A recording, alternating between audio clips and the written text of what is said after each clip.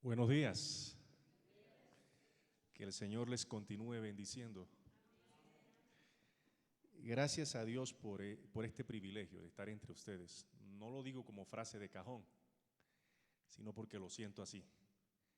Es para mí un privilegio hacer lo que me gusta hacer y hacerlo entre los amigos, entre los hermanos. Aprecio al pastor Orlando, lo que está haciendo acá, y aprecio a la iglesia que permanece fiel al Evangelio. Mi nombre es Eleazar Guevara, vengo con mi esposa, mis 3 niños. Por la misericordia de Dios soy pastor, no por mérito. Y en el momento soy el administrador general de la IEC Central en la ciudad de Sincelejo. Me encargo de toda la parte tributaria y la parte administrativa de la denominación. Hace tiempo Dios nos llamó al Santo Ministerio y nos capacitamos aparte de la administración también como en la parte teológica, y hemos estado sirviendo al Señor en los últimos 15 años. Y como les dije al inicio, gracias al Señor que podemos compartir con personas como ustedes. Amén.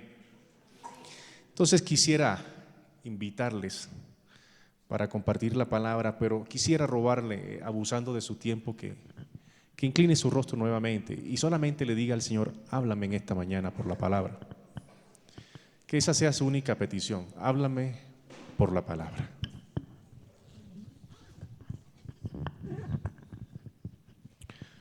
Padre de los cielos, aquí estamos, Señor,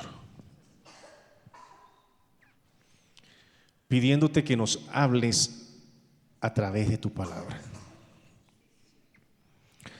Realmente esta reunión no tendría sentido en nuestra vida si tu palabra no nos habla.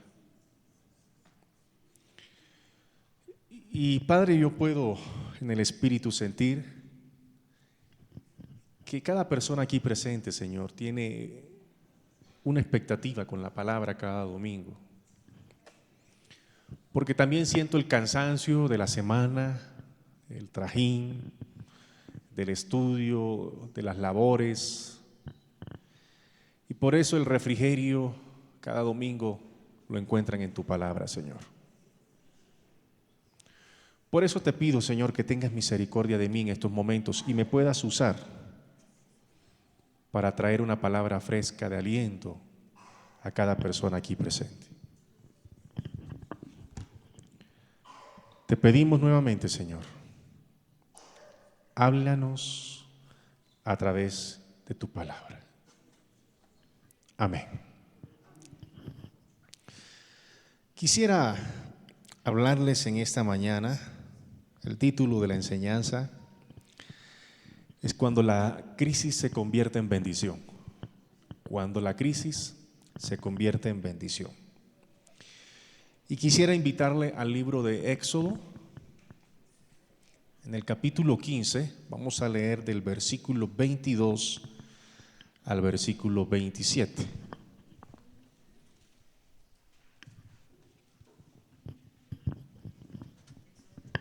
Éxodo capítulo 15 del versículo 22 al versículo 27. Y quisiera, que invitarles a que tengan su Biblia ahí abierta porque la vamos a usar bastante. Vamos a hacerla ahí bastante literal. ¿Están conmigo? Bueno, yo me permito leer acá en la versión Reina Valera, que es la que estoy usando en estos momentos. Usted me puede seguir en su versión. Dice así la palabra del Señor. E hizo Moisés que partiese Israel del Mar Rojo y salieron al desierto de Shur y anduvieron 3 días por el desierto sin hallar qué cosa. A ver, pregunto allá atrás, ¿sin hallar qué cosa? Bueno, yo acá tengo buen retorno, tengo muy buen sonido, pero no sé si allá atrás me están escuchando bien. ¿Sí me están escuchando? Perfecto. Ok, entonces, versículo 23 dice: ¿y llegaron a dónde? A Mara. Bueno, voy a hacer una salvedad aquí. Aquí hay alguien que se llame Mara. ¿Casi? ¿Quién? Samara. ¿Dónde está Samara? Levánteme la mano, a ver. No está, bueno, menos mal. Nos podemos despachar y rajar. Mara, no pudieron beber las aguas de Mara porque eran ¿qué? Es decir, que el nombre de Mara, ¿qué significa? Versículo 24. Entonces el pueblo murmuró contra Moisés y dijo: ¿qué hemos de beber? Y Moisés clamó a Jehová, y Jehová le mostró un árbol y lo echó en las aguas. Y las aguas se endulzaron. Allí le dio estatutos y ordenanza, y allí ¿qué hizo? Los probó. Y dijo: si oyereis atentamente la voz de Jehová tu Dios, e hiciereis lo recto delante de sus ojos, y diereis oído a sus mandamientos, y guardare todos sus estatutos, ninguna enfermedad de las que envían los egipcios te enviaré ¿a quién? Porque yo soy Jehová tu sanador. Y llegaron a Elín, donde había 12 fuentes de agua y 70 palmeras, y acamparon allí junto a las aguas. Bueno, muy bien. El texto que acabamos de leer es el texto que comúnmente conocemos como las aguas amargas. Es un texto que describe una crisis en particular cuando el pueblo de Israel atraviesa, que van camino a la tierra prometida, que salen de Egipto y llegan a un lugar precisamente donde escasea lo que ellos más necesitaban. Entonces, para yo poder entrar en ambiente, yo quisiera preguntarles a los aquí presentes: cuando usted escucha la palabra crisis, ¿qué definición podría dar? Para usted, ¿qué es crisis? Problemas, ¿qué más? Punto de quiebra, ¿qué más? Conflictos, ¿qué más? Cierto que la palabra crisis siempre la asociamos a algo negativo. Muy difícil a veces asociar crisis con algo positivo o con bendición. Siempre pretendemos asociarla con cosas negativas. Y las crisis es una parte fundamental en el crecimiento de cada cristiano y de cada persona. De hecho, desde que nacemos ya entramos en crisis. No hay lugar más hermoso para vivir que en el vientre de la madre, donde uno está dormido, acurrucado, no le falta nada. ¿Y qué es lo que hace? Lo primero que hace un hijo cuando sale, cuando nace, ¿qué es lo primero que hace? Llorar, y con justa razón. Porque de allí en adelante, ¿qué es lo que le espera? Sí, vamos a vivir momentos buenos, pero crisis, y también vamos a vivir. Mire, hay personas que han confundido el evangelio y piensan que el evangelio todo es bonito y todo es bueno, y que en el evangelio todo es promesas, y que en el evangelio vamos a tener sí, es cierto, vamos a tener acompañamiento, pero hay una promesa en la Biblia la cual se va a cumplir en su vida. Usted la reclame o no la reclame, ore por ella o no ore por ella, esa promesa se va a cumplir en su vida. ¿Cuál es? En este mundo tendréis. ¿Cuántos quieren esa promesa para su vida? Diga: esa es mía. Sí, porque hay personas que les encanta buscar promesas en la Biblia, ¿no? Esta que está aquí es mía, esta es para mí. Bueno, cojan esa. Esa es para toda la vida. Amén. Entonces las crisis son eventos que uno no espera, y eso es lo primero que tenemos que aprender de las crisis, es que llegan cuando uno menos las espera. Nadie se levanta pensando: hoy voy a entrar en crisis. Ay, qué rico, esta tarde estaré en crisis. Nadie se levanta pensando en eso. Las crisis son eventos inesperados. Entonces, vamos, si quieren, miren allí mismo en el texto, devuélvase unas páginas atrás. Y mire que en el capítulo 12, el pueblo, ¿de dónde sale? El pueblo de Israel. Capítulo 12.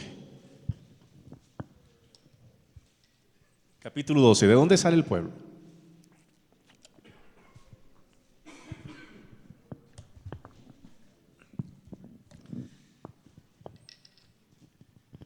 Dice que el pueblo sale ¿de dónde? Egipto. Ahora, pregunto, ¿cómo salió el pueblo de Egipto? Los que han leído la historia de la salida del pueblo de Israel, ¿cómo salió de Egipto?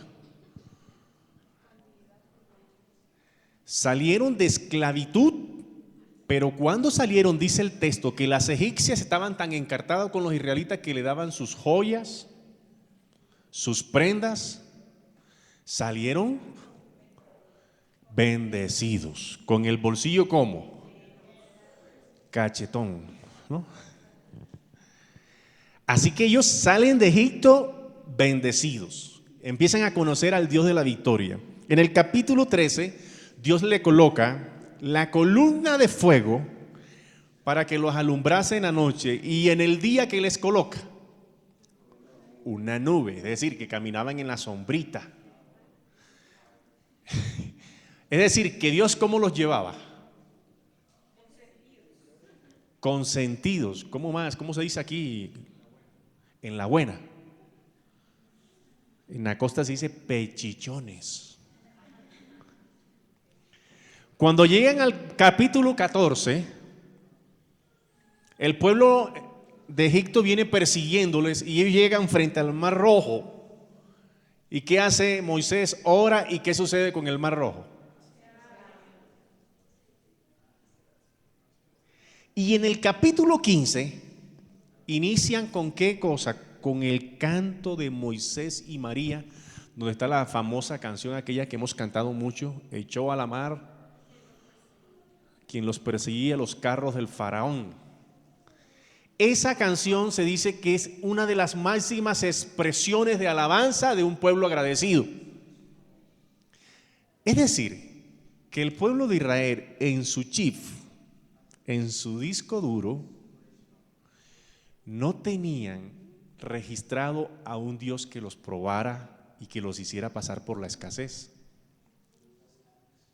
Ellos, cuando Moisés aparece como el Salvador que Dios utiliza, y Moisés comienza a mostrarles al nuevo Dios, al verdadero Dios, ellos asocian a Dios solamente con triunfo, con victoria. Por eso cuando llegan, justo cuando llegan al lugar del desierto, Dios les muestra la otra cara de la moneda. Porque Dios es un Dios que nos puede llevar de victoria en victoria, pero también puede usar la crisis y la prueba para bendecirte. Y no podemos pensar que solamente Dios tiene la obligación de darte bendiciones para hacerte crecer.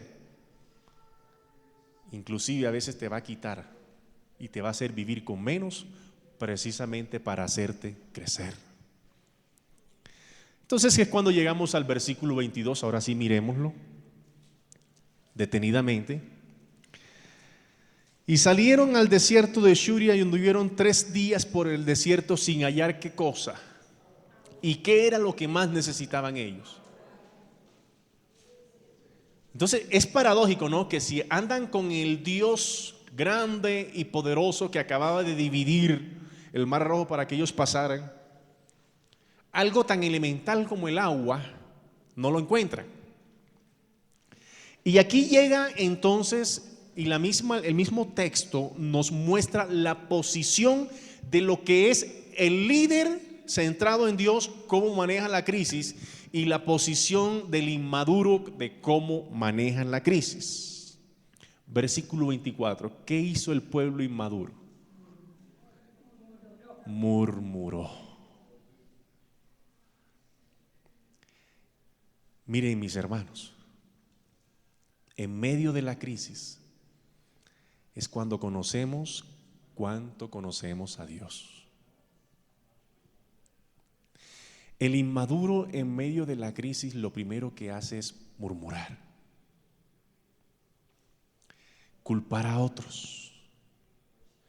Comienza a decirle, es que me está pasando esto por fulano de tal, me está pasando esto por no sé quién, por mi esposa, por mi iglesia, por mi pastor, por mis líderes, por mi jefe, y siempre va a buscar a un culpable. Pero por otro lado encontramos al líder maduro, al que ha entendido la grandeza de Dios, representado en Moisés. ¿Y qué hizo Moisés? ¿Qué dice el texto? Versículo 25. Clamó al Señor. Oró. Así que aquí encontramos el primer elemento que necesitamos para salir bendecidos de una crisis. ¿Cuál es? La oración. El cómo sales tú de la crisis depende de cómo lo enfrentas. ¿Cómo sales tú de la crisis? Depende el nivel de oración con el que tú vas a enfrentar la crisis. Y el problema es que si tú en medio de la crisis no llegas al secreto de Dios en la oración, precisamente harás lo que hizo el pueblo. Entonces buscarás culpable, murmurarás y echarás la culpa a otro. Murmurar significa, la palabra que ahí aparece en el hebreo como murmurar es obstinación, rezongo, queja, querella.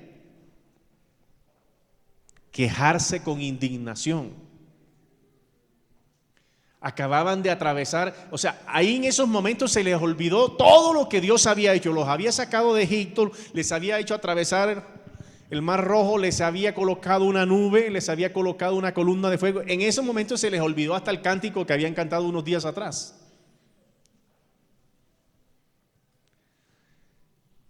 Y eso es lo que genera la crisis en las personas inmaduras, que olvidan de dónde los trajo el Señor, de dónde los sacó,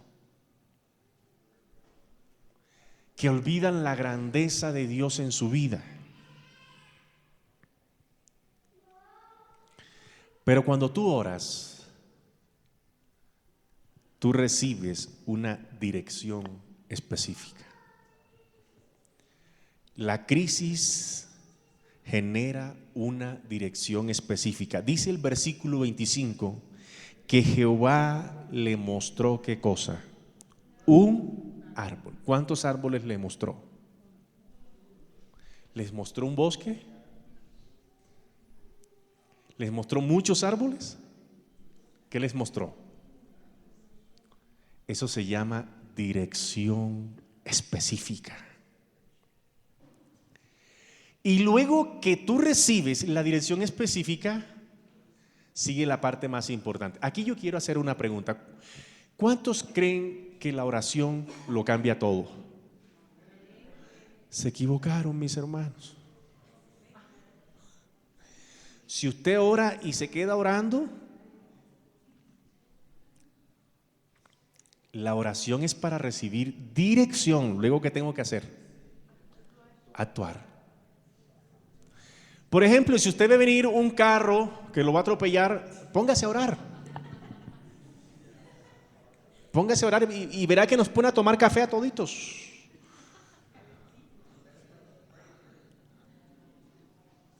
Si usted ve venir un carro, y yo supongo que usted es cristiano, fiel, ora, ayuna, habla en lengua, pero ¿usted qué hace cuando ve venir el carro encima? Se aparta. Actúa. Y aquí, cuando el Señor les muestra a Moisés un árbol, ¿qué le toca a Moisés hacer con el pueblo? Cortarlo y echarlo. Yo les hago una pregunta. ¿Tenía el poder Dios de cambiar esas aguas amargas así en un instante en aguas dulces? ¿Por qué no lo hizo?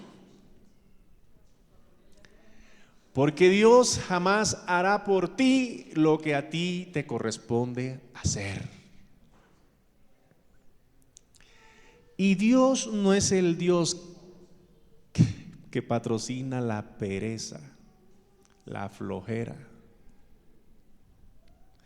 Yo supongo que entonces Moisés dijo: miren el arbolito aquel que está allá. Bueno, 2 cuadrillas, vamos a cortarlo. Tírenselo ¿a dónde? Al hombro, cárganlo tráiganlo y métanlo en ese hueco. Ahora, Dios también tenía el poder, ¿no? De con un rayo levantar ese árbol y que con la misma fuerza cayera ya, pero no lo hizo.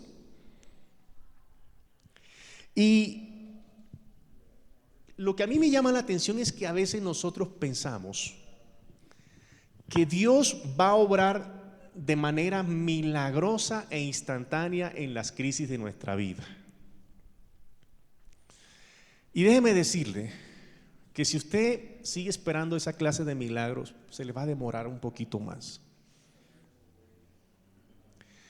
Si usted está en crisis porque no tiene una vivienda, pues ¿qué debe hacer? Trabaje duro, ahorre e invierta.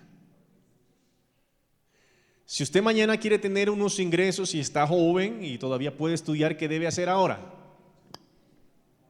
¿Qué debe hacer?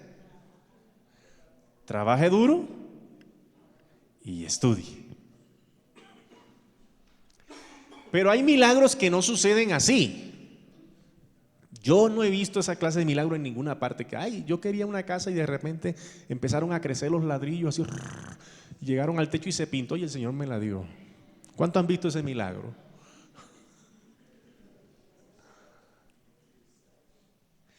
Y ya el Señor le ha respondido la salida a muchas crisis a ustedes. ¿Sabe dónde está la respuesta? Levánteme la mano, aquí vea. En el trabajo duro y esforzado. Y otros se van a quedar toda la vida orando. Pero no porque la oración representa la salida de la crisis, sino porque la oración como que también representa para ellos un escondidijo, ¿no? Ahora, quiero hacer salvedad en esto. El pastor Eleazar está diciendo que no hay que orar. ¿Estoy diciendo eso? Que estoy diciendo que hay que orar y hay que... Amén. Que no vaya a salir algún atravesado mañana diciendo, el pastor dijo que no oráramos más.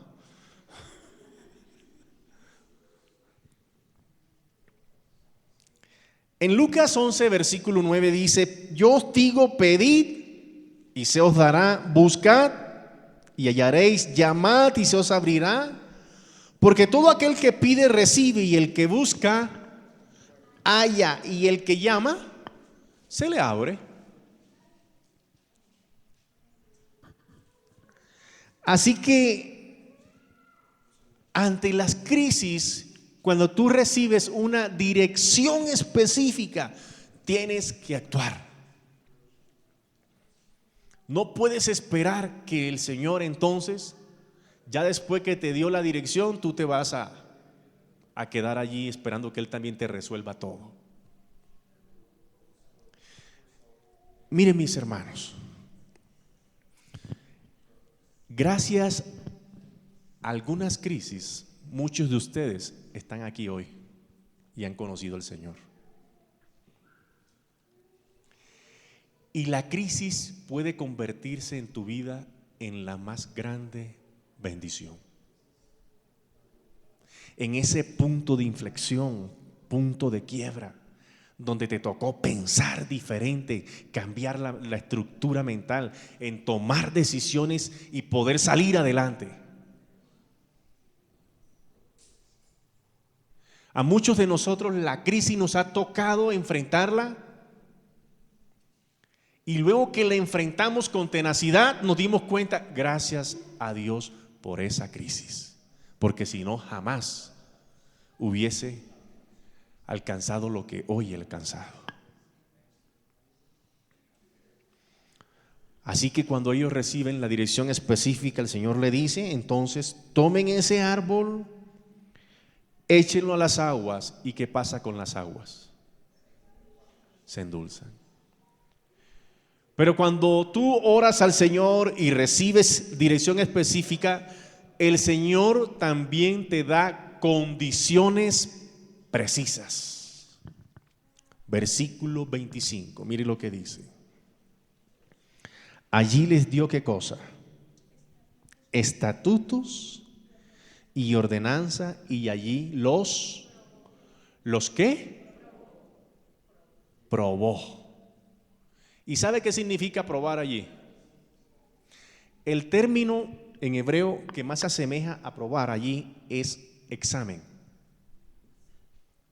Es como un quiz, un examen relámpago.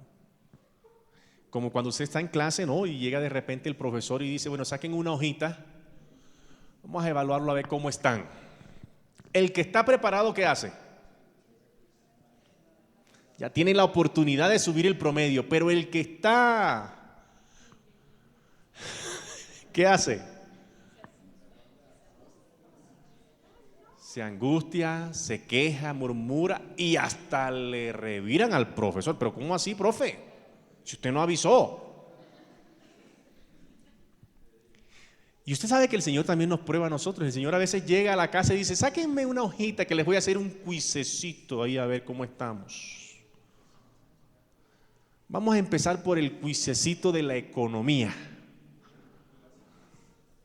Vamos a empezar con un cuisecito por aquí de la salud. Y el que está preparado, ¿qué hace? Pero el que no está preparado con esos cuisecitos, murmura, se queja, se desespera. Y dice el texto que Dios, ahora me llama la atención que primero le soluciona el problema del agua y después le da los estatutos. Mire lo que es la gracia de Dios. Porque generalmente Dios hace eso, primero te soluciona algo y después dice, bueno, pero ya te lo solucioné, ojo, ahora no puedes seguir en lo mismo que estabas, tienes que cambiar. Acuérdense que en el Padre Nuestro también dice, Padre nuestro que estás en los cielos, santificado sea tu nombre. ¿Qué más dice? Venga a nosotros tu reino, hágase aquí en la tierra. El pan nuestro de cada día, ¿qué? Y después que nos lo da, ¿qué dice? Perdona. ¿Qué le soluciona primero? Y después lo llama. Aquí también hace la misma dinámica. Primero le solucionó el problema del agua, pero después que se lo solucionó le dice, oye, un momentico, ya que estás brincando y contento, ¿no? Hay unas cositas por ahí que tú tienes que corregir. Y generalmente tiene que ver con hábitos pecaminosos, con actitudes débiles en el carácter. Y si tú dices, no, pero si ya estoy tomando agüita, ya yo para qué voy a corregir eso, espérese y verá. En el próximo examen que viene, más gordito. Miren mis hermanos, siempre vamos a encontrar crisis en la vida. Es más, la misma naturaleza nos enseña que la crisis inclusive puede ser hermosa. Vea, por ejemplo, el matrimonio. ¿Cuántos están casados aquí? Levánteme la mano. Bueno, ahora bájenme la mano. Ahora, ¿cuántos aspiran a casarse? No saben lo que les espera.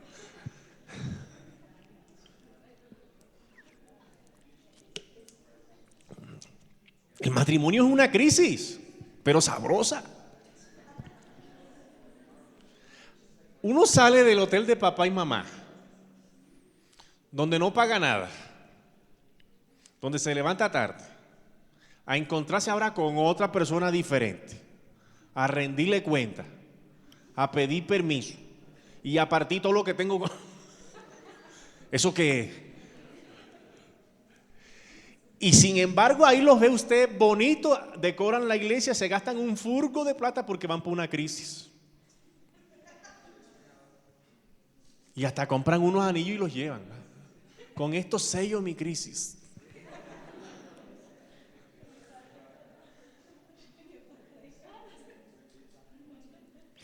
Y todo crecimiento trae crisis.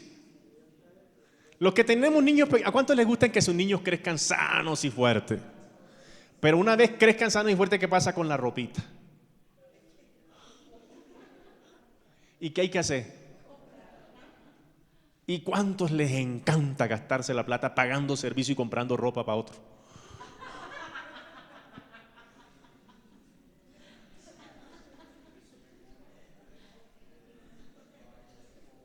misma vida es una crisis. Ay, que llegó el 30, faltan 5 días para el arriendo.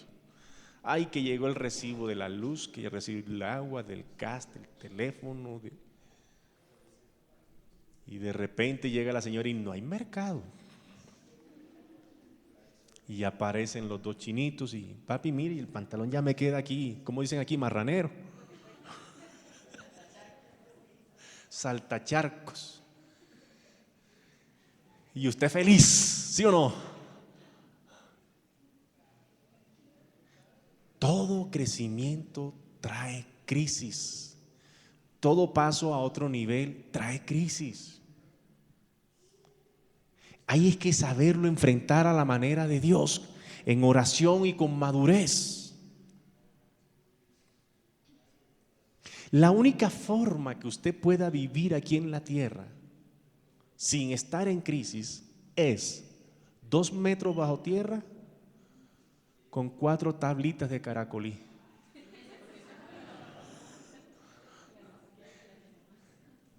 Y eso que el gusano también lo va a meter en crisis allá. Ni allá descansa uno.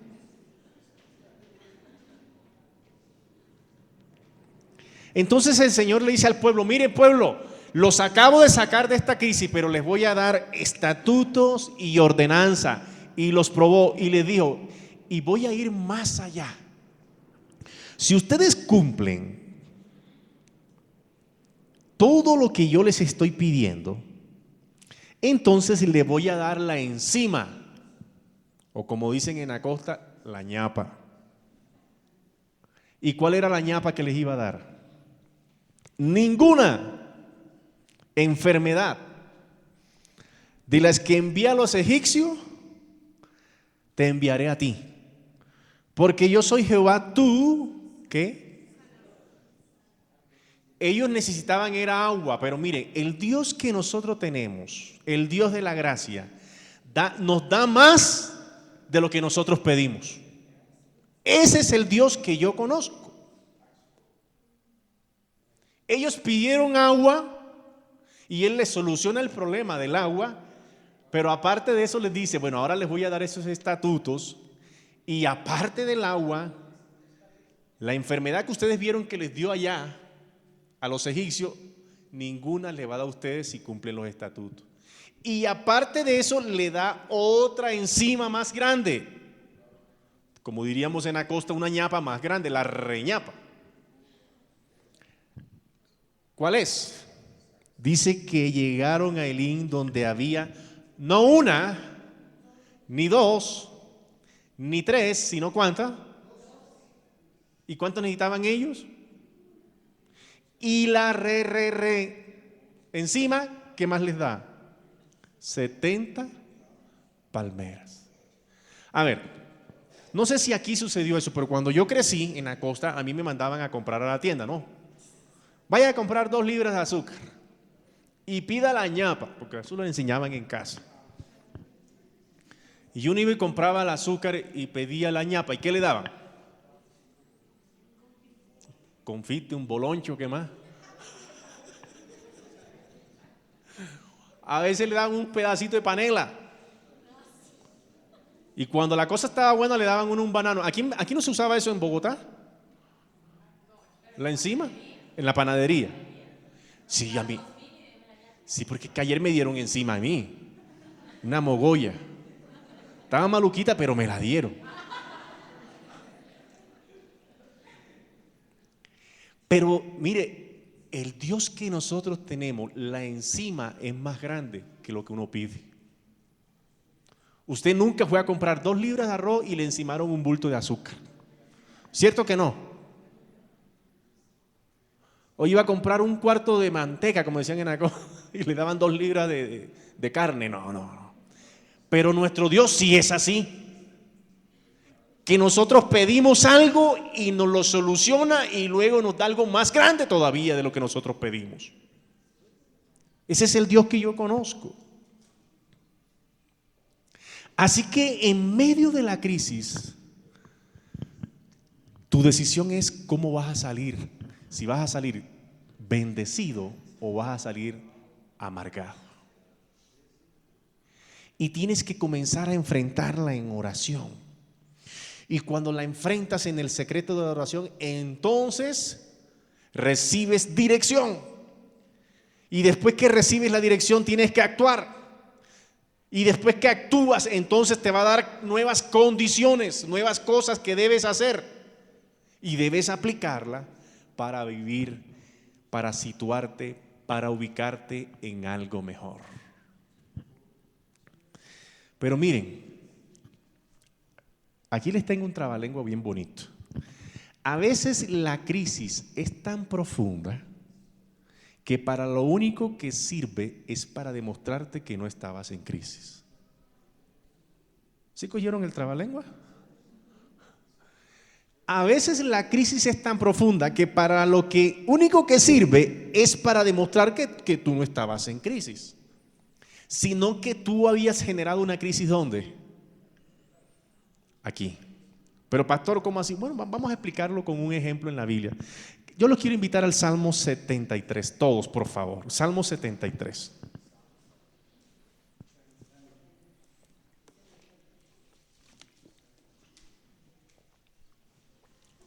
Y aquí es literal. Salmo 73. ¿Están conmigo? Bueno, este salmo lo escribió Asaf. ¿Quién era Asaf? Un cantante, ¿qué más? Un adorador, un salmista, una persona centrada que amaba al Señor. Pero en algún momento de su vida, Asaf lanza estas expresiones, versículo 2. Yo lo voy a leer inclusive en Nueva Versión Internacional, que es más claro. Dice: yo estuve a punto de caer. Ojo, estamos hablando de una persona correcta, fiel a su Dios, que ama al Señor. Pero él confiesa que estuvo a punto de ¿qué? Y poco me faltó para que me resbalara. Y empieza ahora sí a decir por qué iba cayendo y por qué se iba resbalando. Versículo 3, ¿qué dice? ¿Sentí qué cosa? ¿Qué cosa hace caer, casi hace caer a Asaf? La envidia. Y la cosa es que no sintió envidia ni de los buenos, sino de quién. O sea, ya ese es la tapa, ¿no? Sentí envidia de los arrogantes. ¿Por qué cosa? Al ver la prosperidad. Yo pregunto, ¿eso es una crisis verdadera? Es una crisis que uno mismo se genera, ¿no? Pastor, estoy en crisis, no he podido dormir, estoy orándole al Señor y el Señor nada que me responde. ¿Por qué? ¿Pero por qué, mi hermano? Yo tengo un televisorcito así de 50 pulgadas, pero el vecino ya se compró uno de 100. Y eso no me deja dormir. Yo tengo que tener uno de 110 al menos. ¿Qué es eso? ¿Qué es eso? Yo no los escucho como. Bueno, entonces vamos a hacer como hacen los grandes predicadores. Dile al que está al lado, oh, con la envidia. Dígale al que está al lado. Cuidado y te mete en crisis. Ahora mire, ¿en dónde encuentra la solución el hombre? ¿Están conmigo? Salmo 73. Ojo que es literal. Versículo 17, ¿qué dice? No, vámonos hasta el 17, ¿qué dice? Hasta que entré, ¿en dónde? Allí comprendí, ¿qué cosa? ¿En dónde encontró Asaf la solución a su crisis? ¿Y qué hace en el santuario? Orar. Entonces, muchas de esas crisis que nosotros generamos aquí en la cabeza, provienen de una vida escasa de oración. ¿Sí? Y nos armamos unas películas allá de complot, de escasez, de muerte. Hasta algunos piensan hasta en extraterrestres, qué sé yo. Y viven unas zozobras. ¿Y qué dice Asaf? Yo vivía así hasta que ¿qué? Versículo 18, en verdad los has puesto en terreno resbaladizo y los empujas a su propia destrucción. En un instante serán destruidos, totalmente consumidos por el terror. Versículo 21, mire lo que él dice después. ¿Cómo estaba el hombre? ¿Se llenó qué cosa? Se llenó de amargura. ¿Por qué fue que se había llenado de amargura, Asaf? ¿Y por la falta de qué? ¿Y qué más dice? Y en mi corazón sentía ¿qué cosa? Hasta taquicardia le dio al hombre. Dile al tal lado, ojo con el corazón, ojo con los problemas cardíacos.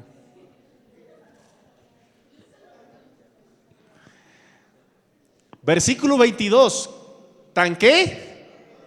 Ay, hermano, no le diga así. Yo le digo porque casi lo dice la Biblia, torpe. ¿Tan qué? Que no entendía. Era como una ¿qué? Dígale que está al lado, no seas tan. No le diga mejor.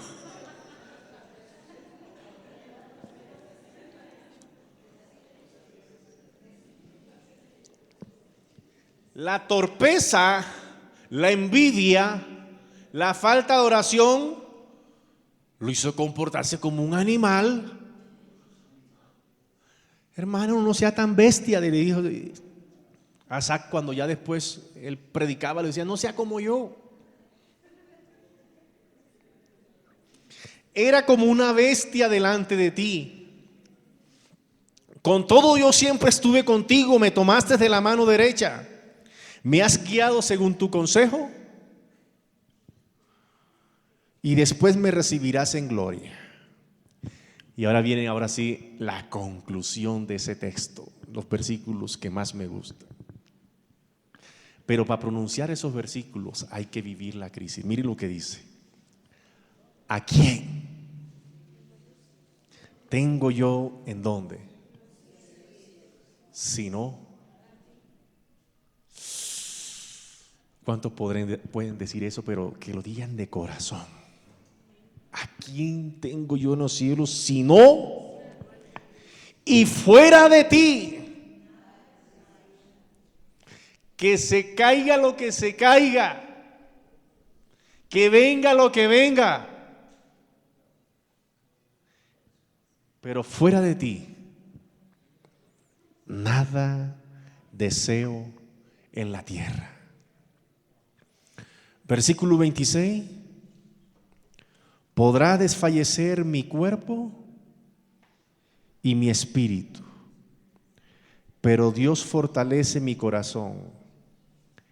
Él es mi herencia eterna. Amén.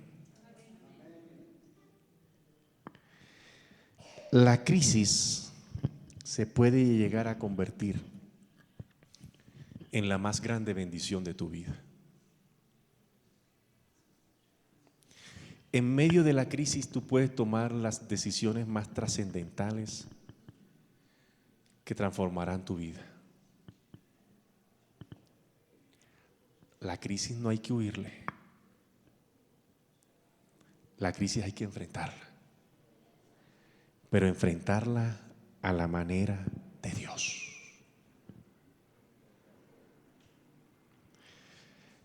Disculpa, amor, ¿me podrías enviar el celular con alguien? El celular para mi celular. Los sábados yo escribo un devocional, un pastoral, que envío a más o menos a 500 personas que tengo en un grupo de amigos. Ayer sábado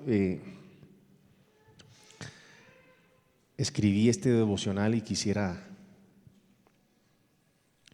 compartírselo. Dice así, no sé, pastor, si usted lo recibió. Sí. La tormenta perfecta. Isaías 40, versículo 29 en adelante dice: Él da fuerzas al cansado y al débil le aumenta su vigor.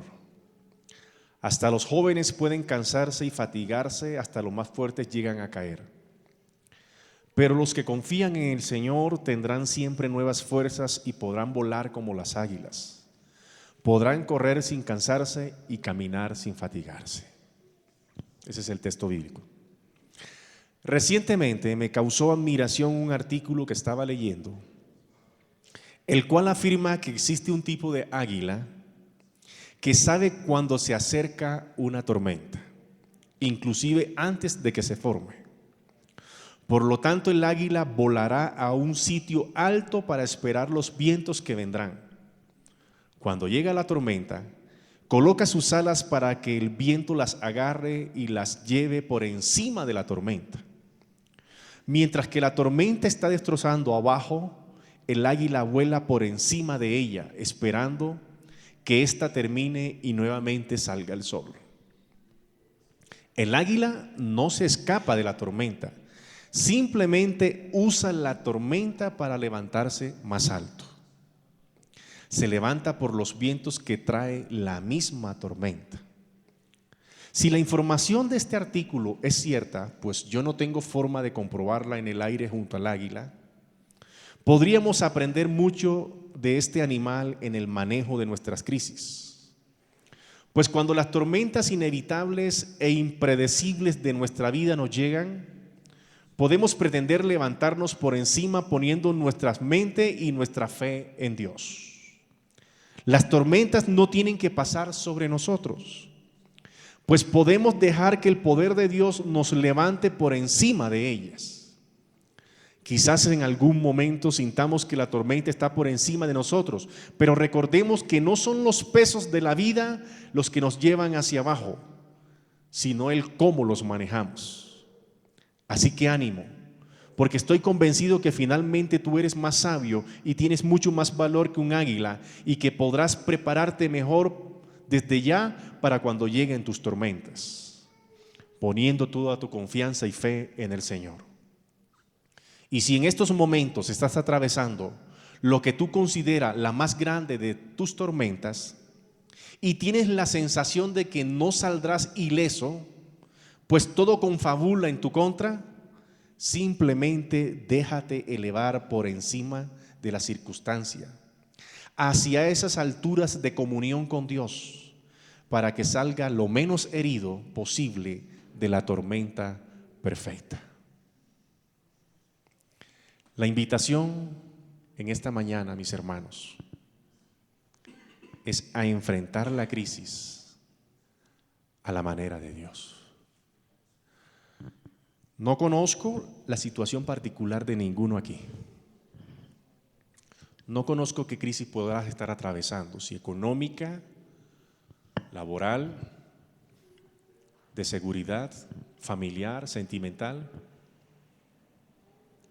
Y no conozco si la próxima semana o esta predicación fue una profecía que te llegó. Vas a enfrentar una crisis. Pero lo que sí puedo conocerles, sí puedo dar que conozco, es que el mismo Dios que actúa allá en Éxodo 15 es el mismo Dios que está con nosotros. Y que si tú te dispones a enfrentar la crisis a la manera de Él, cosas mejores vendrán para tu vida.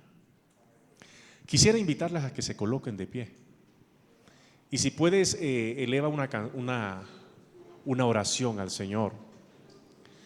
Quisiera invitarle a cerrar sus ojos y a que de manera sincera y espontánea podamos decirle al Señor que las crisis hay que manejarla a la manera de Él. Y te invito que de una manera, si lo sientes hacer, de una manera espontánea, dices: Señor, aquí estoy. ¿Qué de la crisis mía? ¿Qué me quieres enseñar? Pues si me estás probando, pues vamos a pasar ese examen rapidito. Porque es que en esa universidad de Dios, en esa carrera que Él nos puso, hay una materia que es ineludible. Y esa materia se llama crisis. Y el problema es que hay que ganarla o ganarla, porque si la pierdes, te la vuelve a poner a repetir y más grande. Y si la vuelves a perder, te la vuelve a poner a repetir. Así que yo creo que lo mejor es decirle: Señor, pues si esta es la vida y la vida está compuesta de crisis, pues bienvenida sea. Vamos a convertirlas en bendición y vamos a atravesar rápido este quiz que tú me has puesto. Padre, estamos delante de ti, Señor, reconociendo que por naturaleza humana ninguno pretende crecer en medio de las crisis, pero que tu palabra, Señor, no admite excepciones. Tu palabra, Padre, no admite que yo no la cumpla. Señor, aquí estoy. Ojalá pudieras levantar tus manos y decir: Señor, aquí estoy delante de ti con mi crisis. La traigo delante de ti, con mi escasez, con mi desempleo, con mis problemas emocionales, con mis problemas de seguridad. Pero recuerda las que han tenido el privilegio de dar a luz. Esos 5 minutos antes de dar a luz es una crisis tan profunda, de tanto dolor. Pero 5 minutos más tarde, cuando ven ese bebé hermoso llorar, simplemente se les olvida todo lo que sufrieron, porque dio a luz una bendición, la más grande de las bendiciones. Señor, estamos delante de ti, reconociendo que no podemos hacerle el quite a las crisis, Señor.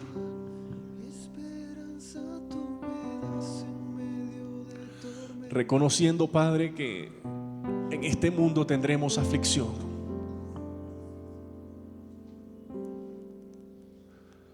pero yo quiero enfrentarlos a la manera tuya, Señor. Quiero que el primero que conozca mi crisis, que conozca mis dudas, seas tú. Quiero refugiarme en el santuario de la oración, en el secreto tuyo, Padre,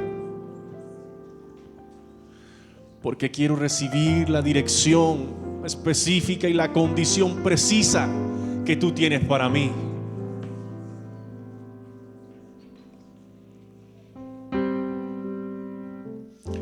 Aquí estoy, Señor, diciéndote bienvenido.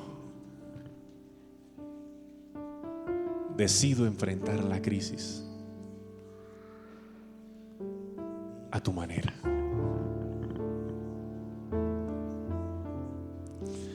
Y hoy decido darte gracias por las crisis anteriores, porque cuando las veo, las recuerdo, ya hoy me puedo reír de lo mucho que crecí, lo mucho que aprendí.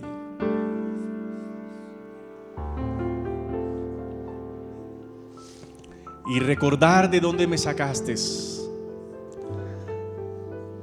recordar de dónde vengo, me ayuda a recordar tu fidelidad. Nunca me has fallado.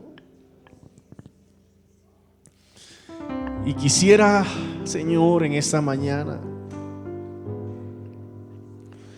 acercarme a ti con el corazón en la mano y poderte decir: ¿a quién tengo yo en los cielos sino a ti? Y fuera de ti, Señor, fuera de ti,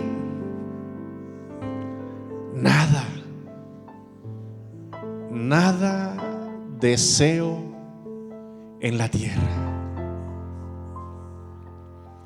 Podrá desfallecer mi cuerpo, podrá cansarse mi espíritu, pero Dios fortalece mi corazón, porque Él es mi herencia eterna. Fuera de ti, nada deseo, Señor. Amén, Señor. Amén. Que el Señor me los bendiga, mis hermanos.